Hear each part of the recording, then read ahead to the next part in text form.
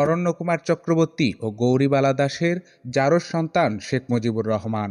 2 বছর বয়স পর্যন্ত শেখ মুজিবুর রহমানের নাম ছিল দেবদাস চক্রবর্তী। সম্প্রতি সোশ্যাল মিডিয়ায় মতিউর রহমান রেন্টুর লেখা আমার ফাঁসি চাই বইয়ের একটি অংশ বেশ সমালোচনায় এসেছে।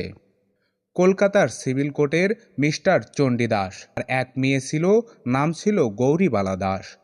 চণ্ডীদাসের সহকারী উকিল মিস্টার অরণ্যকুমার চক্রবর্তী চণ্ডীদাসের কলকাতাস্থ বাসায় নিয়মিত যাতায়াত করত।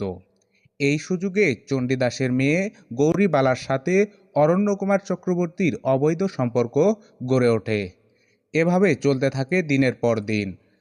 তার ফলশ্রুতিতে এর মধ্যে গৌরীবালা গর্ভবতী হয়ে পড়েন। গৌরীবালা যখন বুঝতে পারলেন তিনি গর্ভবতী হয়েছেন, তখন গৌরীবালা অরণ্যকুমার চক্রবর্তীকে তাকে বিয়ে করার জন্য চাপ দেন। অরণ্যকুমার চক্রবর্তী ইহাতে রাজি না হয়ে অবৈধ সম্পর্কের কথাও অস্বীকার করেন। এদিকে চণ্ডীদাস বিষয়টি জানার পর চিন্তিত হয়ে পড়েন।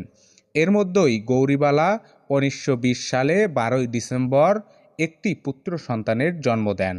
তার নাম রাখা হয় দেবদাস চক্রবর্তী, অর্থাৎ শেখ মুজিবুর রহমান। চণ্ডীদাস অরণ্যকুমার চক্রবর্তীকে গৌরীবালাকে উঠিয়ে নেওয়ার জন্য চাপ দিতে থাকেন, কিন্তু অরণ্যকুমার রাজি হন না। এর মধ্যেই গৌরীবালার ছেলে দেবদাসের বয়স 2 বছরে উন্নত হয়। চণ্ডীদাস হতাশাগ্রস্ত হয়ে পড়েন এবং ভীষণ অসুস্থ বোধ করেন।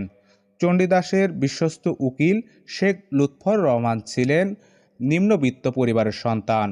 চণ্ডীদাসের মেয়েকে নিয়ে সমাজে মুখ দেখাতে পারছেন না, এমন অবস্থায় গৌরীবালার ছেলে দেবদাসের বয়স যখন 3 বছর, তখন চণ্ডীদাসের মোহরি শেখ লুৎফর রহমান চণ্ডীদাসের সমূহ সম্পত্তি সহ গৌরীবালাকে বিয়ে করেন।